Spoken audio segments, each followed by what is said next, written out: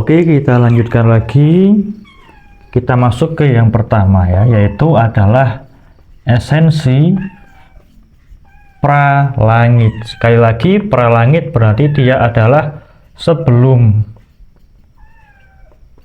kelahiran. Sebelum kelahiran. Kita awali untuk membahas terkait esensi pralangit dari proses pembuahan yang dilakukan oleh kedua orang tua ya, laki-laki dan perempuan ya. Jadi istilahnya adalah pencampuran energi antara laki-laki dan juga perempuan pada proses pembuahan antara sel sperma dan sel telur. Nah, itu terjadi proses pembuahan. Nanti akan membentuk yang namanya esensi pralangit pada manusia yang dikandung, pada janin yang dikandung, calon bayi yang dikandung. Nah, nanti esensi pralangit ini fungsinya untuk menyuburkan embrio dan juga janin ketika masa kehamilan. Kemudian juga untuk asal muasalnya tentu dari penyuburan atau nanti dibantu untuk disuburkan atau diberikan nutrisi dari energi esensi ginjal si ibu. Kenapa ya? Karena yang mengandung adalah ibu, yang hamil adalah ibu. Nah, kemudian esensi pralangit ya, ini adalah yang memang satu-satunya yang dia itu ada pada proses kehamilan, proses mengandung ya, memberikan nutrisi kepada calon bayi. Nah, kemudian poinnya berarti dia itu diwarisi oleh kedua orang tua, terutama adalah oleh si ibu. Nah, kemudian catatan lagi bahwa esensi pralangit ini dia akan dipengaruhi secara sulit. Dipengaruhi secara sulit. Nah, ini bahasa yang harus dipahami. Dipengaruhi secara sulit ketika sudah dewasa. Ya, perjalanan menuju dewasa. Kenapa? Esensi ini, pralangit ini, dia itu adalah, catatannya adalah diwarisi. Dia itu memang warisan dari kedua orang tua, sehingga karena dia warisan, dia mau dipengaruhi oleh diri kita itu sulit ya, tidak bisa secara kualitas maupun kuantitas. Artinya adalah secara jumlahnya maupun secara kualitasnya.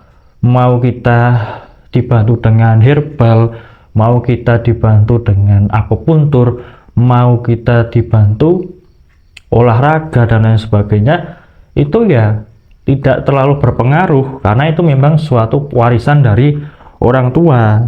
Jika dia bermasalah ya itu yang diwarisi oleh orang tua, itu memang warisan yang harus diterima. Nah, ini ada esensi pralangit. Dia ini sifatnya tetap dalam jumlah dan kualitasnya, tidak bisa ditambah ya, sulit untuk ditambah itu karena dia warisan.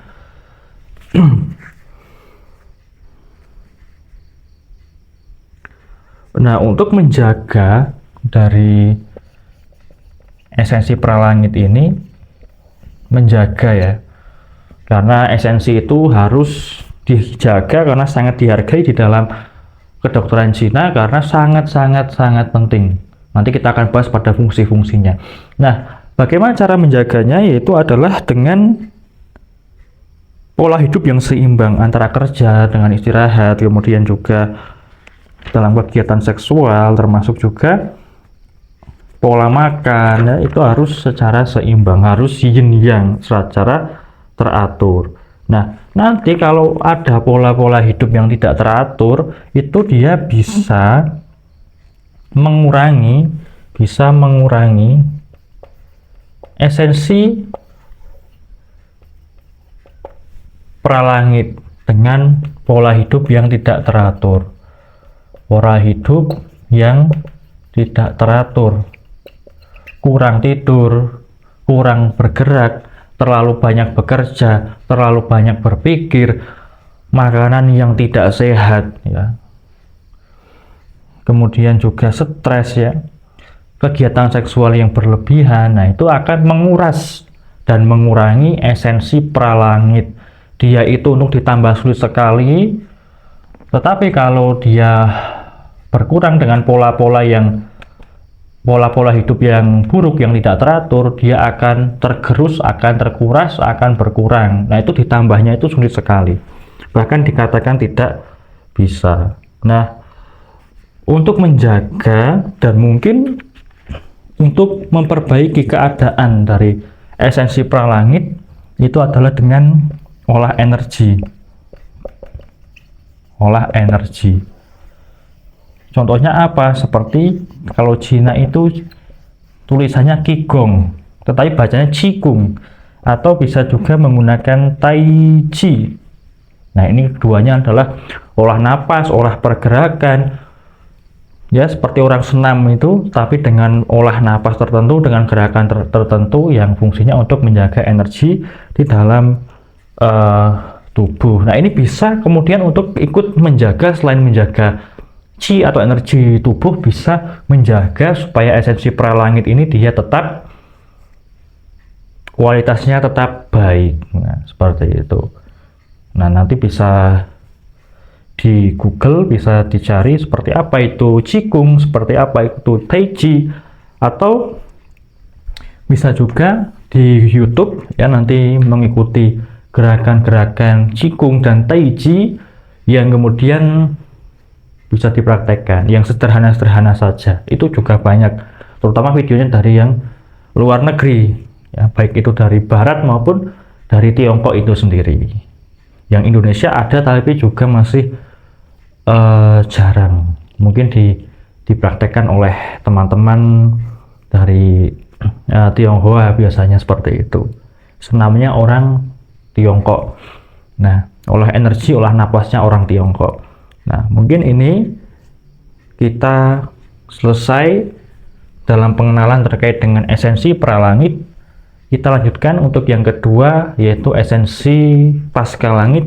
Kita potong supaya tidak kepanjangan. Kita lanjutkan pada video yang selanjutnya.